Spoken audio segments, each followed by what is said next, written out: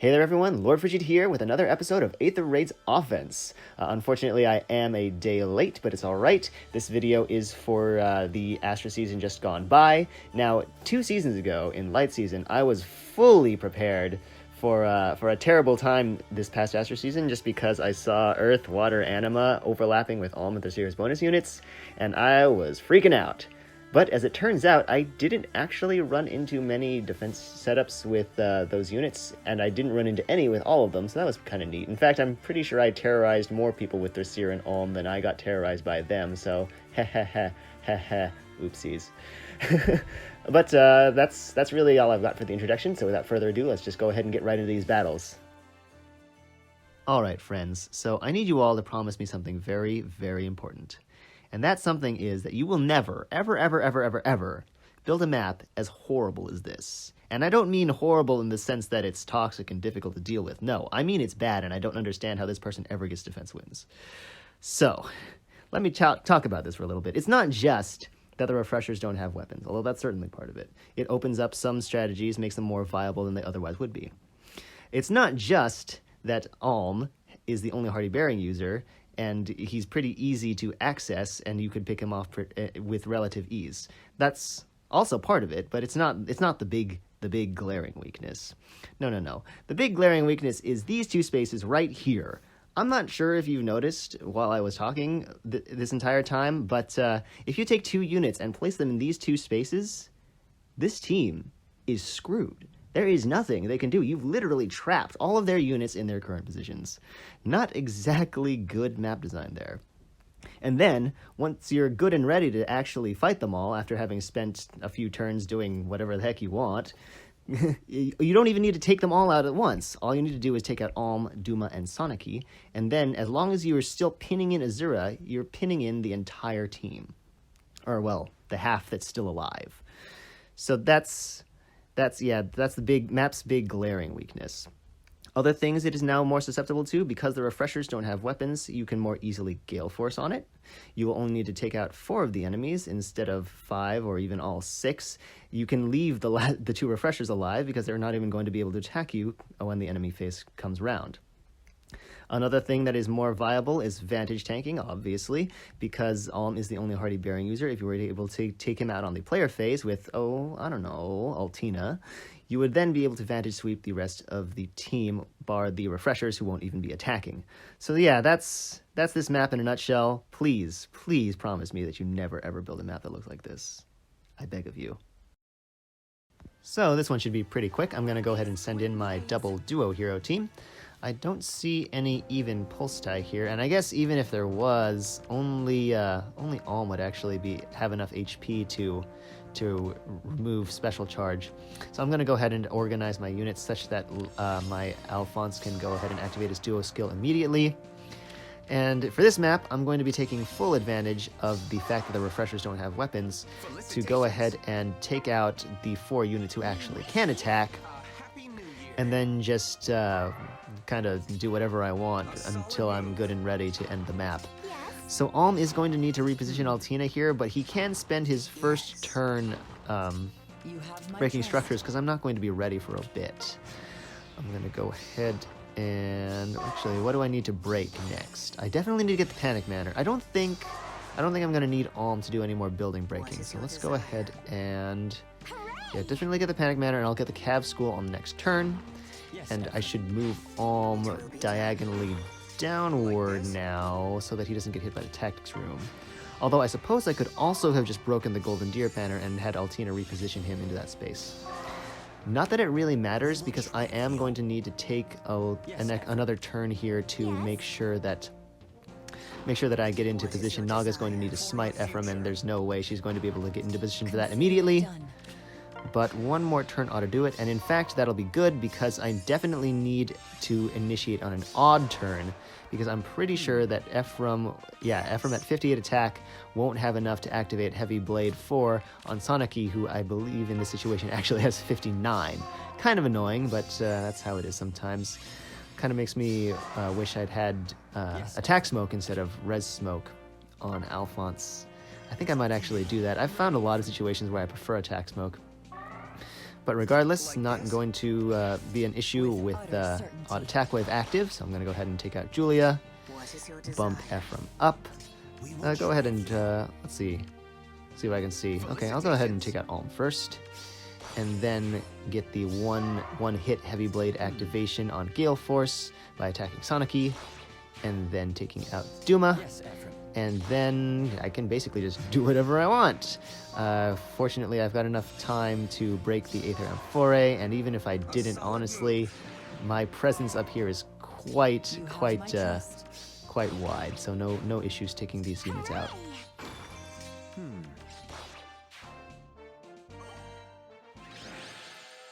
So this is the second map up, and it is much more difficult than the first. It is a space oppression style map with some rally trap elements. Notably, if you were to take out the structures on the left-hand side and attempt to bait out Tibarn, the first thing that happens is actually that Legendary Leif jumps out in front of Tibarn, provides a rally, and gets refreshed by Nils. Then he can attack as well. So that's just something to be aware of. Over on the right, obviously, it's a bit of a death trap with a bunch of fat wad of player phase units in your face at the outset. Not to mention the fact that Tibarn will come down with his 3 movement, get refreshed by Nils, and also be able to target the outermost edges of a Legendary Alm's range. So I think the biggest weakness on this map is this space right here. Notably, it does not also include this space here, because if you take a unit and break the 3rd Anniversary Cupcake and stick a unit in its spot in an attempt to bait out Leif, then Tibarn can break the breakable block, get refreshed by Nils, and attack whatever unit you placed there.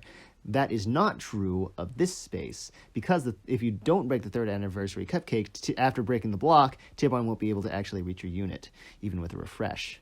So that is one thing that I think this map doesn't cover very well.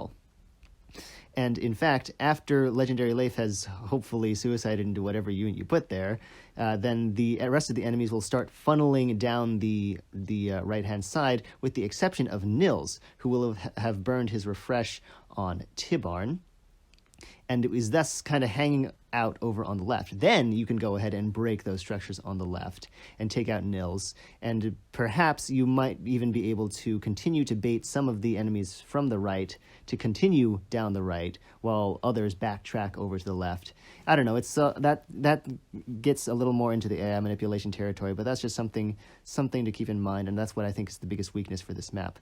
Another thing you can do is, if you actually have a player phase unit capable of dealing with that duo Alm, you can initiate combat by breaking the structures over on the right-hand side and take him out, then use a refresh and reposition action to get your units out to safety. Note that Tibarn is going to move before either Legendary Alm or Legendary Leif, so he will be the recipient of the refresh, and his maximum range is the maximum of Legendary Alm's range as it is right now.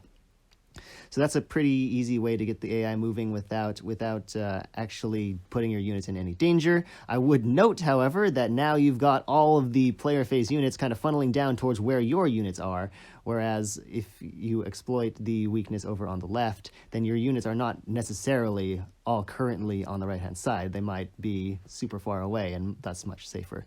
So it's up to you. I actually went up the right-hand side, but I didn't stop at taking out the dual hero Alm. I actually continued on to take out Leif and Alm, or Legendary Alm, to be more precise, since there are two of them. So let's just go ahead and get into that approach. Alright, so I am going to go ahead and take full advantage of the fact that my own Legendary Alm is able to take out both of the enemy Alms, so that's going to be very nice. I think I just need to be in position to smite my Alm up to this heavy trap to test it out, because I will be smiting Alphonse up to that exact same location later when I'm ready to initiate combat. So let's go ahead and just break both the banners over here. And then, let's see, what do I need to do to get ready positioning-wise? I think I need to get Renea to this corner where Altina is now. That shouldn't be too bad. I think a couple reposition operations will do the trick, actually. So, oh, wait, let me just do a quick sanity check. Okay, yes, excellent. Legendary Alm can take out Duo Alm. I was a little worried. I mean, I guess there's really nothing to worry about. He is faster, so Close Call isn't really active. And his res isn't that great, so the attack drop from Scepter of Love isn't really going to hurt him that much. Okay, so, not a big deal. turn 3, great time to initiate. Auto attack wave is active, although I guess it's not even necessary. So go ahead and take him right out. And here's the fun thing about Duo's Hindrance. It's great for stopping duo heroes from running rampant over your map, but if all your duo heroes die, it becomes inert. So I'm going to go ahead and have Alphonse activate his duo skill now, and then I will be able to bump him up, then drop a refresh on my own legendary Alm, have him take out the enemy legendary Alm, and have Alphonse take out legendary Leif, which sets him up in a perfect spot to take out both Tibarn and Nils on the enemy phase. And I just realized that I actually had my legendary Alm take out both of the enemy Alms. That's kind of sad, actually. Oh well. So, oh wait, definitely don't want to drop Altina on that trap because Alphonse is right in the range of it. And yeah, if that had dealt any significant amount of damage, that would have been real bad. So fortunately, I did not do that, so he should be able to take out both Nils and Tibarn, especially with the Divine Fang bonus. Oh, and Quick Riposte, too. Yeah, that was... I guess Divine Fang in this situation was pretty overkill. Oh well, not a big deal. So I'm basically home free now. All I need to do is deal with this Duma over in the corner. Let's take a look. How am I going to go about this? Okay, I should break the Aether M4A, definitely. Then, do I need the Dark Shrine down? I don't really. The Bright Shrine, I guess I don't really need to take it out, but it would be nice. Just nice to not have Legendary Alm affected by that. I can break this Aether Fountain. Does Doom have Armored Boots, actually? He doesn't. I can break this, and then does Alphonse kill him? No, he does not. He falls short. I could just leave him in Duma's range, but I'd rather not. And I have plenty of time, so no big deal. Go ahead and do this. And... let's see. I guess it's not even worth trying to smite because I know it's real. So Duma should advance here, and then I will be able to take him out in 2 attacks, one from Alm, and then later one from Alphonse.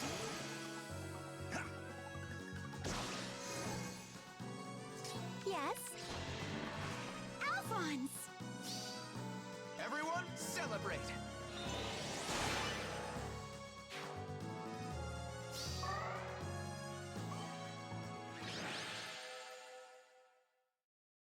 So this is the third and final map. It is another space control map with rally trap elements. The idea is that Nesala and Tibarn will both transform on the first enemy phase, increasing their range slightly. And if you were to stick a unit on the edge of their ranges, Leith will provide a rally to whichever one you stuck a unit in the range of, and then get immediately refreshed by Raisin, thus increasing her threat range. So I see 2 big approach options for this map. The first is to simply use a melee tank. None of these units have positioning disruption skills, namely lunge or drag back. And the map uses defense tiles, so you could pretty easily stick a unit on this left-hand defense tile and even drop a support unit in behind that unit so that when Leith jumps out and provides a rally to Nesala, even if she gets refreshed, she's not going to be able to wrap around and hit that space. So that's option number 1. Option number 2 is to pick off Tibarn with a ranged unit and then reposition your ranged unit out of harm's way.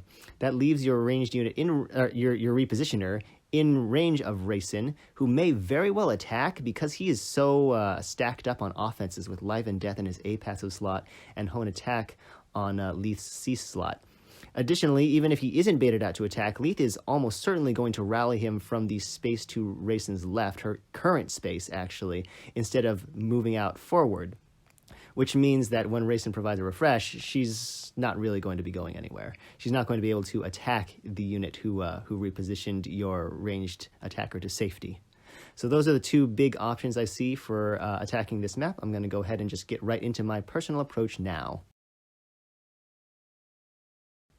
Alright, so funny story. This Raisin, with Life and Death and next to Leith's Hone Attack buff, is so offense stacked that he can actually deal at least 5 damage to Altina.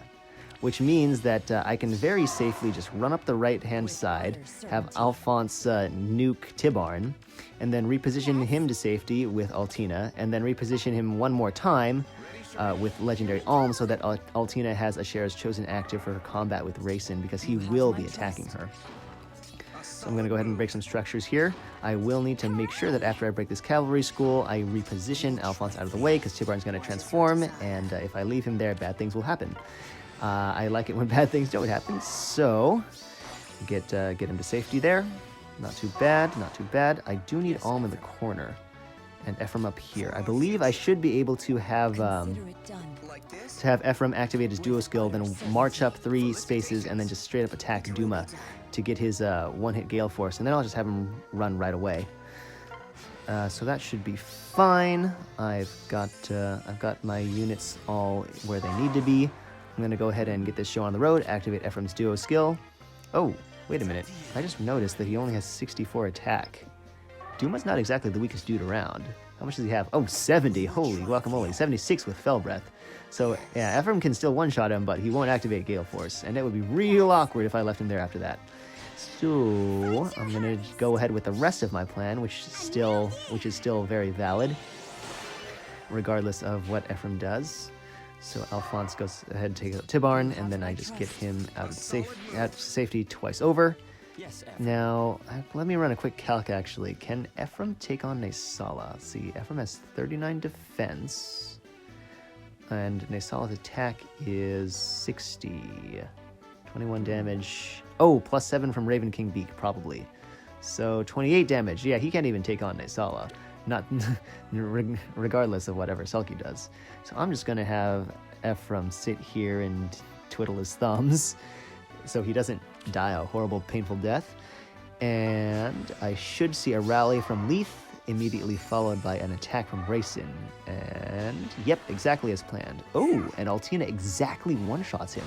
That could come in clutch, actually, because now Altina has Twin Blades active, which will be able to cut right through Leith's percent-based mitigation on her weapon. Let's see, what do I do here? I think now that I have Ephraim actually on the player phase, I should be able to have him to smite him into that forest space and then just take on Naysala and Selkie. He's definitely going to one-shot Selkie. Her defense is absolutely terrible. And Naysala, even if I don't think he has guard, yeah, he's got desperation. And even if he did have guard, Heavy Blade should seal the deal on getting Gale Force activated. Ooh, and actually 28 damage puts him into Wings of Mercy territory, which will be very helpful for when I have to go and grab that Aether fountain up in the corner there. I'll be able to have Naga warp to him and assist with that effort. So for now, on the right-hand side, I think break the Duo's Hindrance and then just get her out. Why does this team even have a Duo's Hindrance? Oh well, it doesn't really matter. So rally from Leith probably, since Duma's in danger of Alm. And he goes up towards Alm. Annoying. I believe he just dies, right? Yeah.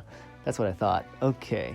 But he also dies to Alphonse because of Dragon Effectiveness, and I'd rather have Alm over here because when I go over to the left-hand side to start getting that Aether Fountain, I'm pretty sure Leith is going to trend over to the left as well because the units she can deal the most damage to, which would be Ephraim and Naga, will be over there. So she's almost certainly going that way. And this, with the positioning as I have it now, Alm will be able to intercept her. I believe he actually, with Naga's chill speed, he should be able to double her and take her out. Oh yeah, yeah. He doesn't even need to double her. Lunar Flash is just going to take her out with a one shot. So let's go ahead and execute that and finish this map off. End of the line. Very fitting.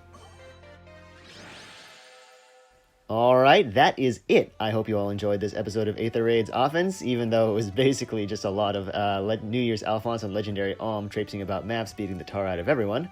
I don't know, I had fun, I enjoyed it. I'm always pretty surprised with how much mileage you can really get out of just New Year's Alphonse, a Refresher, and a ranged attacker.